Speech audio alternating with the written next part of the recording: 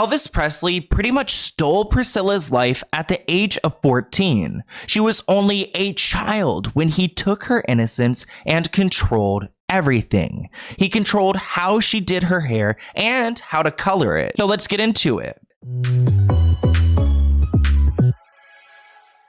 So from the beginning, there were red flags in Elvis and Priscilla's relationship because they met when Priscilla was so young. Elvis was born in 1935 and Priscilla was born in 1945. So he was a full decade older than her, and he met her when she was only 14. You were 14 years old. Elvis was 24, right? Mm-hmm. How did your parents allow a 14-year-old teenager baby to be with this then superstar of... Elvis was a rock star, and during his stardom, he was linked to Priscilla, and she became a big part of her story. This allowed Priscilla to develop a reputation of her own. But even back in the 50s and 60s, people still found their relationship inappropriate. I mean, Elvis met Priscilla when she was in the 9th grade. I've seen a few different articles cite different dates of when Elvis and Priscilla first met, but I believe it was sometime in September of 1959. Priscilla was wearing a navy and white sailor dress.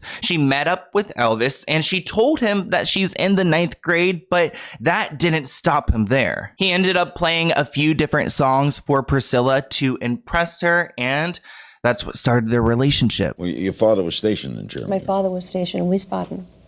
How'd you meet him?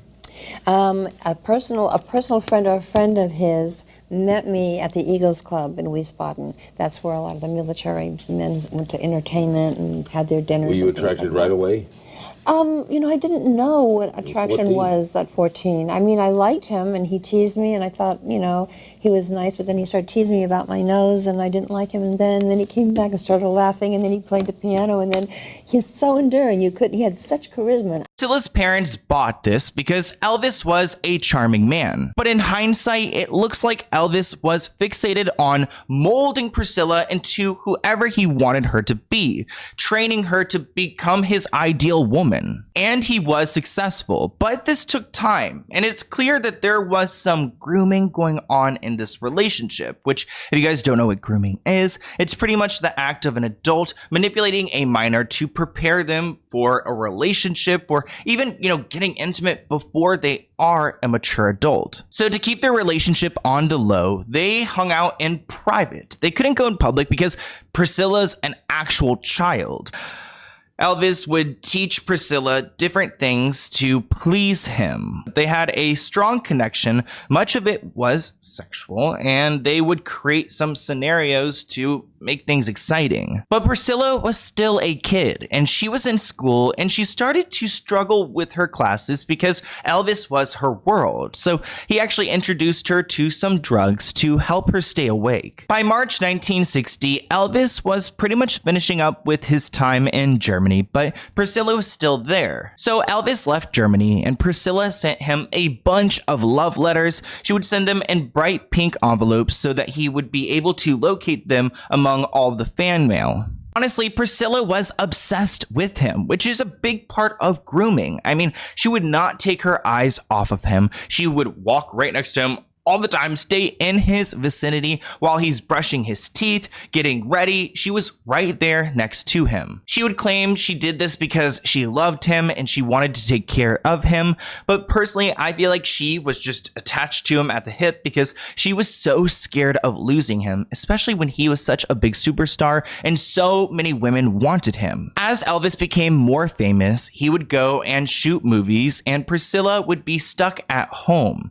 People referred to her as his live-in Lolita. In 1966, Elvis proposed to Priscilla. They ended up getting married in May 1967. Their daughter, Lisa Marie, was born on February 1st, 1968. Priscilla must have felt a ton of pressure because she just gave birth to this child that they didn't necessarily want, or at least Elvis did not want, and he had a thriving career and he wanted to go and work. So Priscilla would accompany Elvis, and she started a adapting to his lifestyle. She would take some Adderall and some sleeping pills to keep up with Elvis's schedule because he would be up at night and sleep during the day. And at this point in their relationship, Elvis really started to mold Priscilla. He requested that Priscilla would switch up her hair, she would dye it darker and style it in a certain way. Priscilla was under a ton of pressure, and Elvis was pretty much training her to become his perfect wife.